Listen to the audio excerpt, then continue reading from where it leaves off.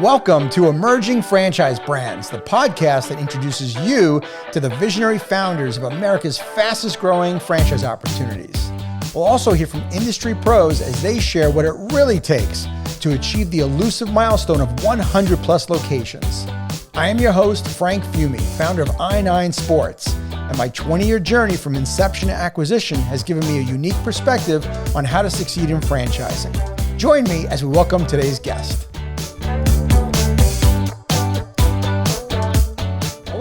Welcome to the Emerging Franchise Brands podcast. On today's show, I have the CEO of Team Up Athletics, Jason Sant, and the COO, Damon Sant. Guys, how are you today? We're doing well. Thanks for having us, Frank.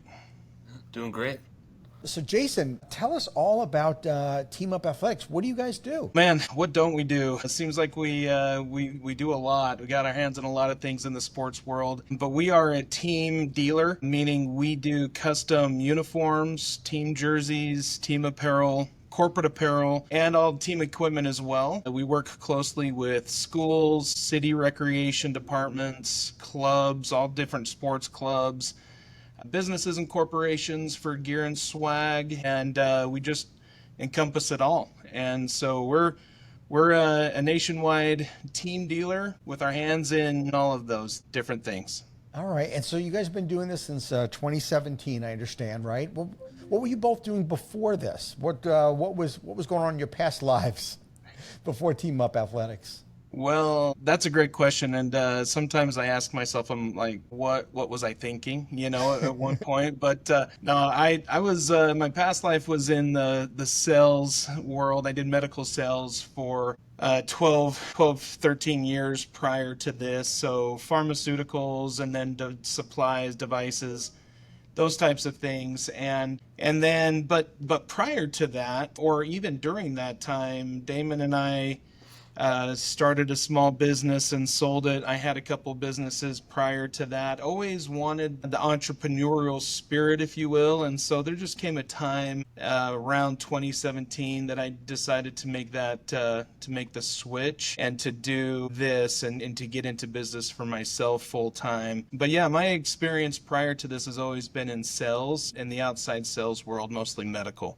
Okay. Damon, what about you? What's your background? Yeah, Jason's always been the entrepreneur. I'm just the little brother that kind of tags along. He starts something and I follow along. But before this, I ran a team of project managers for a multi-level marketing company just here local. And okay. It got big and corporate, and I just couldn't handle it anymore. I didn't like the management. I had a rough time with that. So I hope none of them heard me say that. That's I should have thought about that. No, but I was anxious to get out, and it turned out to be a perfect time because Jason had grown to the point where he needed some help and needed somebody to join him, and I was ready to leave that rat race, and so it worked out perfect. Well, the three of us have a lot in common. I, of course, worked with, in the corporate world, and more specifically, Jason, I was in medical device sales and pharmaceuticals. You lasted longer than me. I lasted 10 years. I couldn't wait to get out, and you lasted 12 years, so congrats.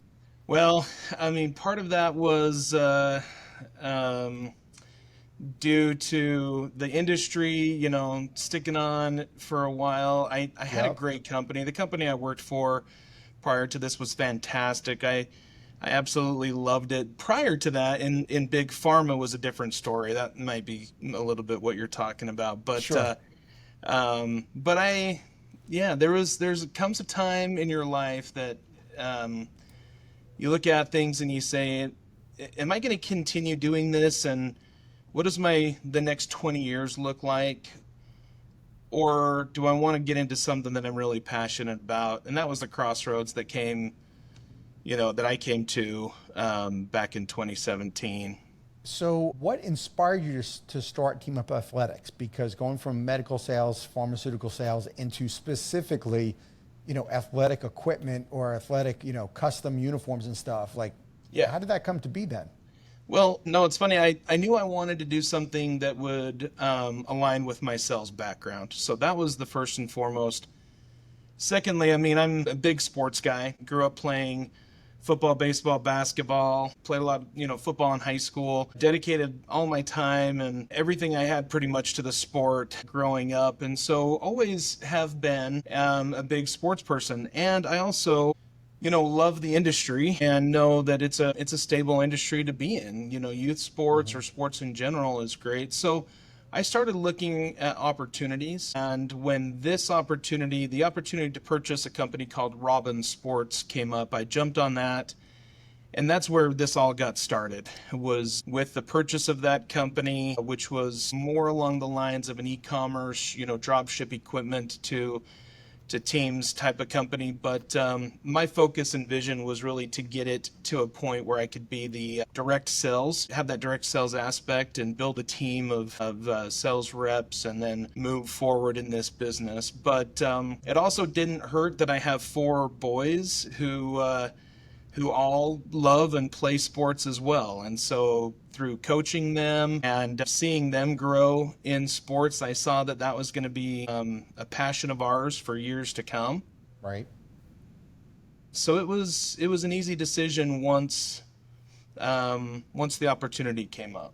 Okay, well, I don't talk to too many founders that have acquired a company to start their business. Most of us, kind of bootstrap the business, just kind of started up with a vision. But in your case, buying Robin Sports, then renaming it Team Up Athletics, would you share with the audience? Because I have other founders that are out there listening that would probably love to hear what were some of the benefits and what were some of the challenges by buying somebody's business that was already established. Yeah, well, don't get us wrong. I mean, we bootstrapped this business. It is 100% different. I mean, it's totally different from what it was. So don't let me fool you by saying that was anything more than just, I guess, an entry into the industry. But there was definitely some benefits. Some of the benefits of purchasing the business was the opportunity to have a couple of the, I guess, the foundations built a little bit. There were a couple vendors that we used that were early on, so those came with the purchase, and a system or two. Nothing major, but we've reworked it pretty much from the ground up. So I would say the challenge really, there were more challenges in purchasing a business than buying it, in my experience, but all in all, it worked together really well. And when I purchased the company, I knew that there was going to be a challenge of maintaining customers. There wasn't a whole lot of business going on. I mean, they were only doing about $150,000 a year in revenue, and so not a whole lot. My goals were obviously bigger, but maintaining whatever customers they had, and then the expansion was the first on my list. And how do we expand and grow in a local market and then nationwide? So Damon, I don't know, maybe you can help. Damon came on, just 2 years after I purchased the company, not even that, a year and a half, and really helped grow it early on as well. I was just going to say that one of the best things that was acquired with that was the manufacturer and the relationship with the manufacturer that we still use to now. And they do a lot of our custom stuff, custom sublimated uniforms and apparel, and they've been great to work with, and they've been there from the beginning. So along with the vendors like you talked about have been helpful, but I would say that manufacturer is the one that really stuck around it and have helped to get us where we are now. Excellent. Yeah. Damon, how did he talk you into joining him? Like I said, it's not really hard, right? I kind of tagged along with him as a kid, but we owned a business before. He mentioned that it was garage floors and, garage organization. And so we knew that we could work well together. Excellent. And that's hard to do with sometimes when you're family, and yeah. As kids we hated each other. We never got along. That's maybe a story for another day. But we found out as adults we can work well together. We've got a mutual respect. We have similar work ethic, and we have different strengths and weaknesses, where his strengths are the kind of being that public facing, the salesman. He's really good at that, and I like to be in the background and not seen or heard. So it works out really good that way. And then, like I said, I was not really happy with my current job. I was just working insane hours but building a business for somebody else, and just didn't want that. I was kind of done doing that, and feeling underappreciated and overworked and all the things that I'm sure a lot of people that go through this process have those same feelings. So Right. we just got talking and like I said, it was a really good time for him because he needed the help, right? And he needed somebody to come on to get him moving forward. It's too hard to do alone. So it was great. It was kind of a scary thing to do, right? Jump from that Sure. income that I had gotten used to. But man, it's been one thing. I mean, it's been worth it. It's been life-changing. Awesome. Hey, Jason, let me ask you this. Was there a pivotal moment after you bought Robin Sports and, you're running the company where you were like, dude, I think we're onto something big. Like, was there a moment when you talked to Damon and you thought, this thing has real potential? Yeah, I mean, I think that as a business owner and entrepreneur, your vision is always big, right? It should be. You've got big goals. You can see the whole picture.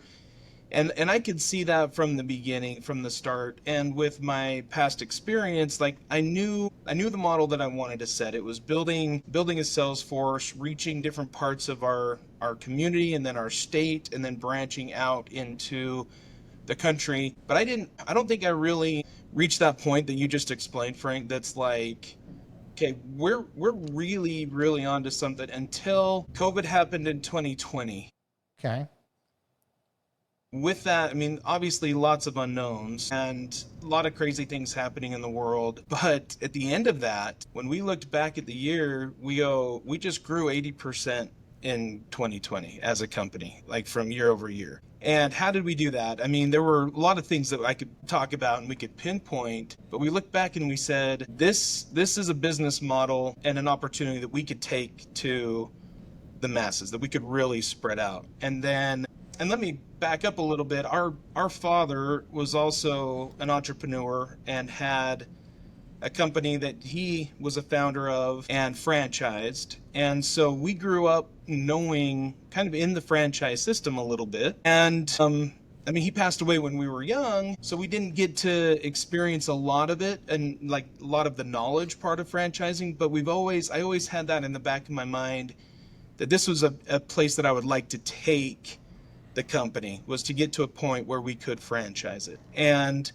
so from the beginning, that was always my thought. But I think 2020, when all that went down and 2021 came around, we were able to look back. We go, okay, like we've got something, we can box this up and we can take that out. So and franchise this. That's model. really interesting. Before I started this interview, I was kind of thinking about stuff I wanted to ask you, and specifically about franchising your business. It's a question I do ask almost every founder when I do the podcast.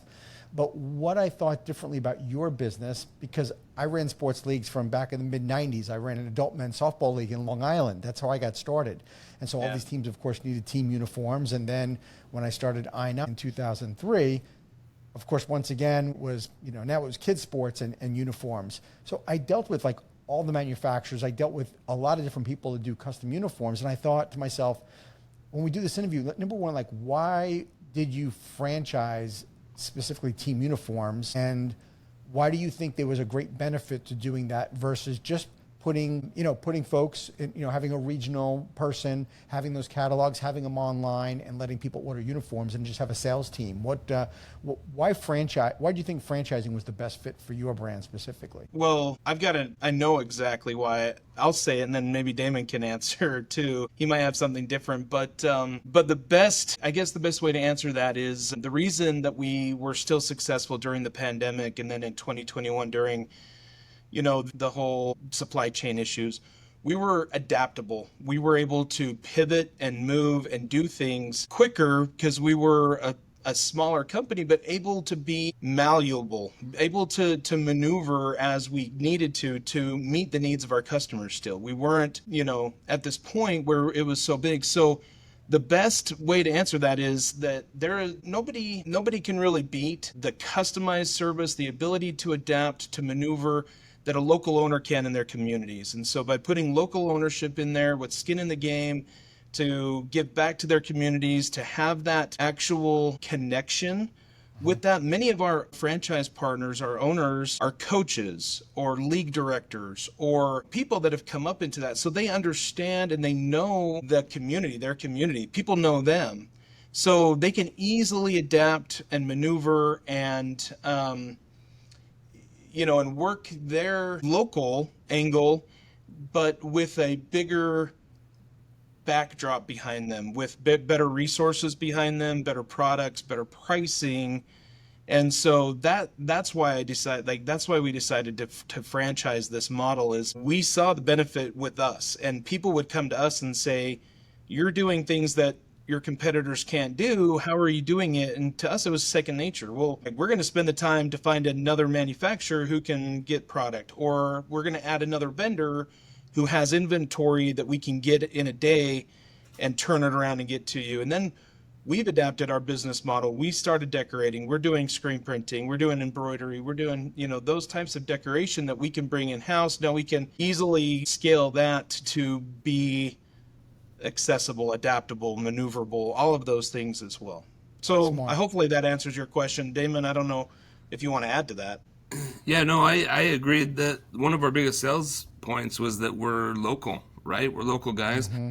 We had an office at the time in Bountiful, and we both went to Bountiful High. And so it was easy to go in there, and we're alumni. We knew a lot of the teachers still. I mean, maybe not the teachers, we're too old for that, but we knew a lot of the people around, and so it was easy to get into places that we maybe would have struggled had we come from out of town, right? Yes. And so our competition is either mom and pop shops that just pop up here and there that are local but don't have access to what we have access to, mm-hmm. or national companies that just have salesmen everywhere. And the salesmen are in the community, but they're selling for a company that has no idea what the needs are. And so we kind of found that little niche where we can provide that high-level product and high-level service that like the national company provides, but also have that local feel and be the local boys. So sure. That it worked for us, and so we're thinking, look, this can work for anybody, you're right, that wants to open a business and start and jump in there. I just want to preface by telling you, despite me being involved in franchising for 20 years, I'm not just pro-franchise. I tell clients that all the time. I don't suggest that people just franchise their business because I've been involved in the industry. I truly believe it only works for certain models. With that said, I will tell you that I think it is brilliant that Team Up Athletics is a franchise for that very reason. It was sort of a loaded question in that I love industries that are highly fragmented. And I can't think of a more fragmented industry, of course, than sports, recreational sports. So you have access to getting those customers, like those local franchisees, like you were saying, they live in those communities. There's not a manufacturer that could put enough reps in because they put them in regionally. They don't put them in locally. There's not even enough online presence. But because, especially, youth sports and adult sports is managed by people that are typically, it's fragmented programs, it gives you a huge advantage. And so I just want to, I want to just applaud you guys for doing this. I think it is the right thing for your model. And why hasn't anybody done this? It's a good question. That's a good question. I think that it was saved for the right people at the right time. You know it. Absolutely. Absolutely. And you know what? Competition one day, it's okay. Number one, you've had an incredible runway of time. But actually competition, the reason why I like competition is that it almost like it legitimizes the business. Because I would imagine when you're in an industry where you're the only one, I dealt with this in the early 2000s. People like, do you really make money in kids sports? Like, how do you do this? And then they would say, you mean you compete with Little League and YMCA? And I'm like, yeah, absolutely. Compete with them head on, and we weren't afraid of it. And I think in your business, while you've created this moat already, you've had an incredible runway. The day eventually when there is competition, it's okay. It's going to even make your brand even stronger. Yeah, I mean, I can see that. I have this conversation with prospective franchisees or current franchisees all the time when they run into the other big companies, the national brands that are out there doing the same thing we're doing. Or a prospective franchisee on an introductory call will say, well, who's the competition and how can you get business? And I kind of use the same thing. I'm like, hey, there's always competition out there, and that's a good thing. People are always looking for another option, or they're open to another option for the most part. And if you can provide more, if you can come in with something different or unique or connect on a different level, those relationships or those the business that they've done before that, there's opportunity to get that business even from your competition. And so entering a new market, somebody could be scared, like, hey, there's no Team Up Athletics in South Carolina, like how am I going to go and make a presence? Well, there wasn't in Utah in 2017, but we did, and now it's just a matter of working the system. But at the same time, I'm kind of getting off topic a little bit, but the whole competition thing works on both sides. Like, yes, as franchisors, but at the same time, our franchisees are competing with competition out there. And it's awesome. Like, it's fun. We sell sports. It's all competition. So put your best foot forward, prepare, practice, and get out there and win each day. Absolutely. Well, I hope that you share this podcast episode with all your potential franchisees. I think what you guys are onto something huge. I think it's brilliant. And again, it's a fragmented industry. There's no better type of industry to compete with when you have just a fragmented business of competitors. And so anyway, I think we hit that one hard. I do want to ask you though, you've got 36 franchises open, right? In 17 states. That's super impressive since 2022. One of the most common questions I get from fellow founders is, how am I going to find franchisees? So how did you find your first dozen franchisees? Well, our first few came from people that we know. Like, that's very typical in the industry. Very typical. One of my good friends, and probably one of the most influential people to help us get into franchising, he partnered with a couple people that he knows to purchase a franchise. They were our first 2 franchise locations that opened. And then other friends or people that we've done business with in the past. But after that, we've searched, I guess we've advertised on different pay-per lead sites for businesses and franchises. We've done other podcasts. We did one trade show a couple of years ago, but really it's been bootstrapped a little bit. We haven't had a huge marketing budget to go out and just blast everything and do, PR and all of that, but we were able to grow steadily, which helped us to also fine-tune some of our systems and get things stable and where they needed to be until, while we were able to hit some of those bigger numbers as far as units sold goes. But now we're having a lot of success, and we're finding potential franchisees through Biz by Sell or through our own website or by doing things like this. And so we appreciate you having us on this podcast and show, because this does help us, and we appreciate these opportunities as well. Well, I'm happy to showcase you. Damon, I want to ask Damon a question here on the operations side. Damon, who's the kind of person that really thrives in the franchise system? Like, tell me what some of the common traits that you think is really what makes your best franchisees the top in your system. That's a great question. I think it's just someone who works. You know what I mean? Someone that gets after it. We have some franchisees that unfortunately, buy in and don't realize that, hey, it's actually something you got to work. And so they're there, but not doing, having so much success. Sure. But the ones that step in and actually work and get out there and can walk into a high school or walk into a, club or a, city rec department, those are the ones that will walk away with business. There's so much business out there. There's so many clubs. I mean, you think of how many sports there are and how many clubs and schools, and I mean, it's just unlimited. Just those that can get out there and really push and work. The operations side of things, like, it's hard to both be out there selling and be handling the operation side of things. That's really hard to do. You get to that point where, if you're handling all of it by yourself, you really hit a limit of what you can do, because now all of a sudden you can't get out there and sell more because you're fulfilling orders. And so those that are willing to hire and bring somebody on, whether it's like, their wife or their husband or their one of their kids, or I don't know,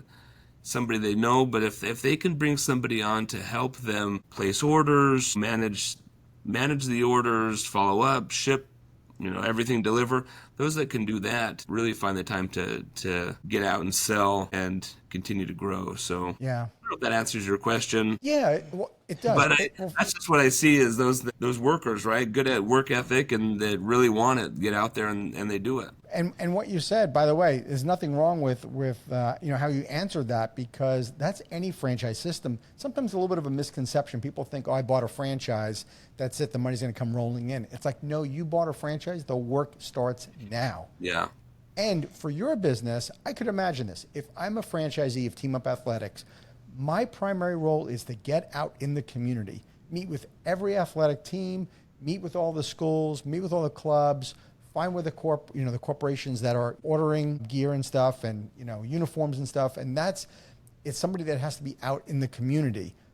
And if I had a franchisee who wasn't sales oriented, then that's fine, right? They have to be the back office person. They need to hire a salesperson because, to your point, you can't do both. And the only way you're making money is you're out in the community. And if you're not out in the community, somebody has to be out there. I had the same issue in my business where I had somebody who loved sports. And so they wanted to be the coach. They wanted to be on the field. And it's like, that's not how you make money. You running around on the field on a Saturday with a whistle around your neck. The way you're going to make money running an I-9 Sports franchise is you getting more people to join your leagues. So you have to be out in the community and marketing. But if you want to have that whistle around your neck, so be it. But somebody else has got to be running the other side of the business. And it's a tough conversation that we have as franchisors, but it's necessary because otherwise they're going to fail. Yeah, and that's scary. It's scary to hire somebody and number one, trust them that they're going to represent your business well. But also it's scary to be like, man, if I can't afford to pay this person, what am I going to do? There's, as a, small business, that's always kind of a concern. And so I remember when Jason was like, hey, we got to hire somebody.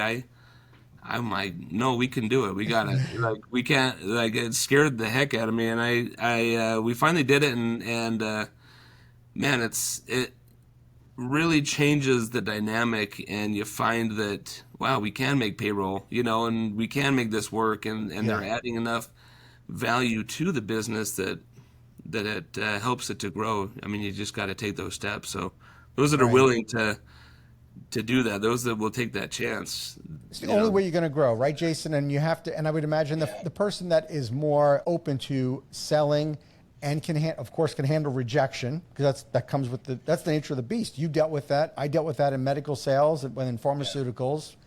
But in this position, it's the same thing. You have to get that out there in the community, walk into a school, be told, no, I'm not interested, and be willing to go back at another time. Not like, oh, well, that's it. They told me, no, I'm never going back. No, that just means no today. Yeah. And that takes a different mindset. Absolutely. And we still, this is it is a little bit of a unique industry, I think, because it's a little old school when it comes to the type of sales. You're dealing with coaches. It's guys like you and I mean, people that they're out there. If you think about a high school coach, I mean, unless they have a different career and they just come in to coach, these are teachers that are, they teach a subject or two, they're coaching as well. And they're there for the love of the game and to teach kids some good positive life lessons and hopefully get some wins.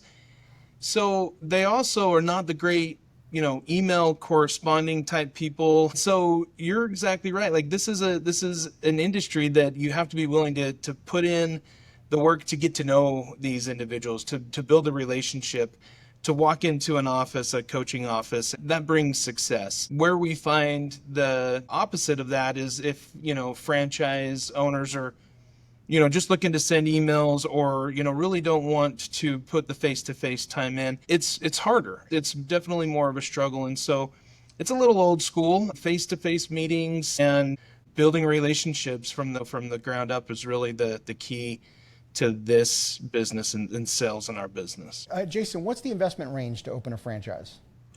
Yeah, our franchise fee is $35,000 is all, and so a total initial investment is going to be right around $55,000. Part of that is $10,000 working capital that we require. So that obviously does not come to us or anybody else.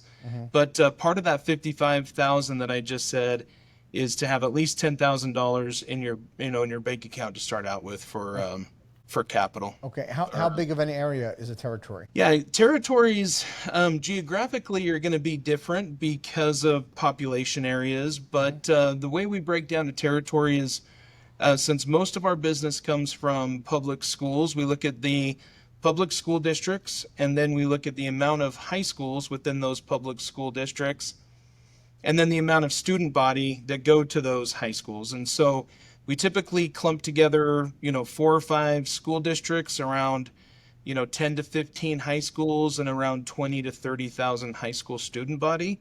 And that will draw out a typical territory. And so if you're looking at that in Montana, it's like half of the state. Right. Because there's, most of their schools have like 200 or 300 kids. And if you look at that in inner city Boston, it's going to be a very small geographical area. But the whole goal there is to drive the same amount of population demographically that can sustain a business and promote the best opportunity for that franchisee to reach milestones like $1 million. Like that's the first milestone. Hit $1 million in 1 year within a certain time frame. We like to say 3 to 4 years, and each territory that we carve out can sustain that and more, much more. Okay. Are you guys allowing part-time franchisees or just full-time? We do allow part-time franchisees and what's it called? I'm drawing a blank right now, but franchisees that aren't in the daily work. Okay. They might hire somebody to do it. Should be manager operated. Yeah, exactly. Yeah, but we do allow both. A question you asked Damon is like, what is kind of that franchise? What are we looking for in a franchise owner? And Damon hit it right. Like somebody that's willing to put in the work. But I mean, we also look for that person that can dedicate full-time time to this business, because that's key to success. When we first started out, we're like, yeah, you can use it as a side hustle. We've realized that's an anchor on them. If you really want to be successful in this business, you should be going at it full-time. Or, like Damon said, have somebody run the business full-time if it's not you. Well, you said it's an anchor to them. Hell, it's an anchor to the franchisor too. Yeah. It is an anchor to the network. I explored the part-time thing twice. I didn't learn my lesson the first time.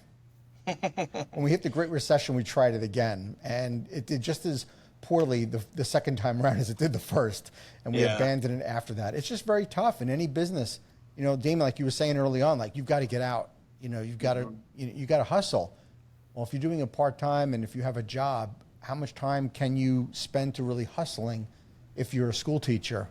Or or athletic director or something. And so you got to have somebody doing this job if you can't do it.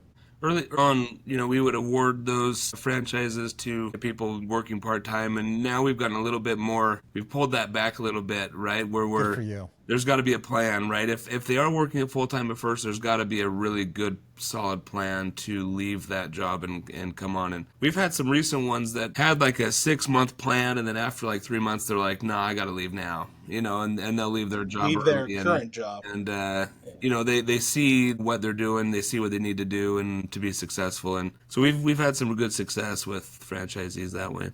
That's awesome. Well, I give you guys a lot of credit because they're seeing the potential and now they want to take the leap after the 3 months. So that's great. Jason, all right, where do you see the franchise brand? Where do you see this thing grow in the next 5 to 10 years? What's it looking like?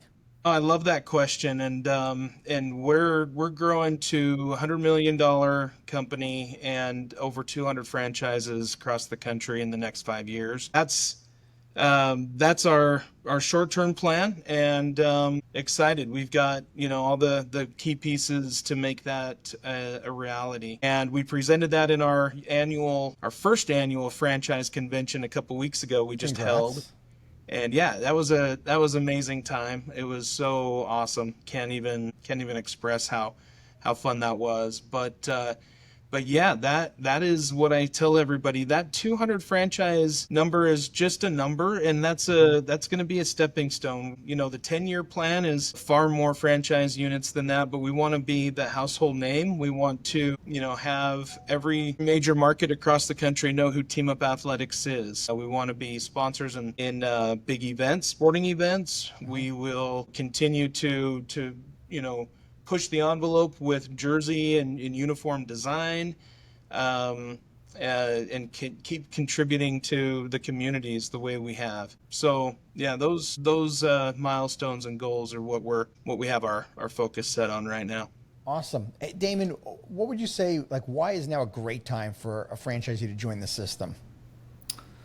I think if we learn anything from COVID is that people like local people, right? There was a huge emphasis on buying local, and that, right, and we've seen that in the last couple of years, right? That people have more of an emphasis in supporting local people. And so that's a big reason why our big nationwide competitors are, where we're seeing a lot of success, they're feeling it, right? And their numbers have been dwindling over the last couple of years as well. So it's an awesome time to get in there. Sports is always going to be around. I mean, through wars, through recessions, through whatever it is, there is a need for sports, and every team needs uniforms and needs equipment. So there's definitely always going to be a need out there. Man, it's now. I guess that's why now is the time. If I can just add to that. Sure. I think it's a sweet spot right now, because if you think about it, the last 3 years, our first 25 franchises kind of helped us pave the way, fine-tune some things, helped us in a lot of ways. And that's one thing that I think that we should share too, is Damon and I aren't so set in our ways that, we're not still adaptable. Like we are. We have franchisees that come to us with solutions to everyday problems, and we'll take those and figure out a way to help the system be better. So, but we've had this kind of like this ramp up time with some early pioneers in our franchise system. And now we're looking at this future going, but like the future is great. And there's a lot of road ahead of amazing growth opportunities. But somebody coming in now, this year, 2025, you're still kind of at that entry level. I mean, we haven't reached 100, 200 units, and you're not just a number. And so you can come in at this sweet spot, right? And so hopefully we'll never get to a point where you're just a number. I don't want to say that that's going to happen, but it is a really comfortable spot right now to land. You've got franchisees that have proven 3 years of success. Yeah. Well, I guess I should say 2 years. They're on their third. And then you've got this great opportunity as we continue to grow. We're going to add, more marketing, scale our operations, our manufacturing, those types of things. And you can still be kind of on the ground level of all of that. Sure. No, it's still an early game. I always say, you'll never forget your first 100 franchisees, good or bad. We never forget. Cool. Jason, all right. If someone was interested in learning more about Team Up Athletics, where would they go to get more information on the opportunity? Yeah, just check us out online, teamupathletics.com. There's a franchise page on that, and you can fill out information, and we'll reach out to you right away as soon as you do. Also, you can send an email, jason.sant@teamupathletics.com. I'm happy to put that out there.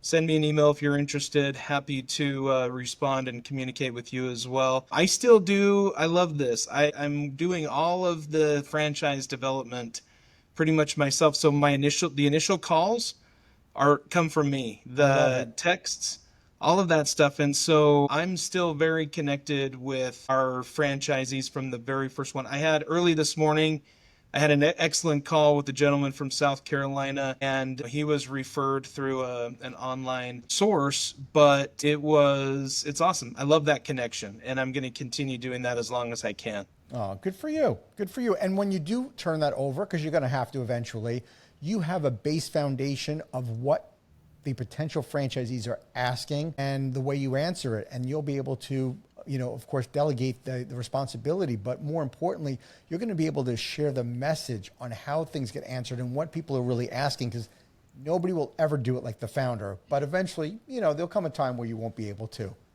Yeah. Yeah. You can also reach out on social media too. I mean, you can send us a message on Facebook or Instagram. We'd get that and reach out and send information as well. Awesome. Hey, Jason, I got one last question for you as the CEO.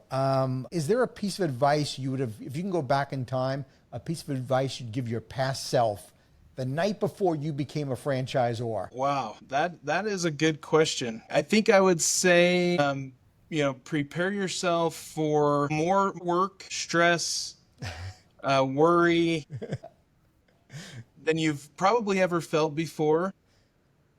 Jason, that's why we do it, because we're not prepared for it. Otherwise, none of us would have ever franchised our company if we knew what we were getting ourselves into.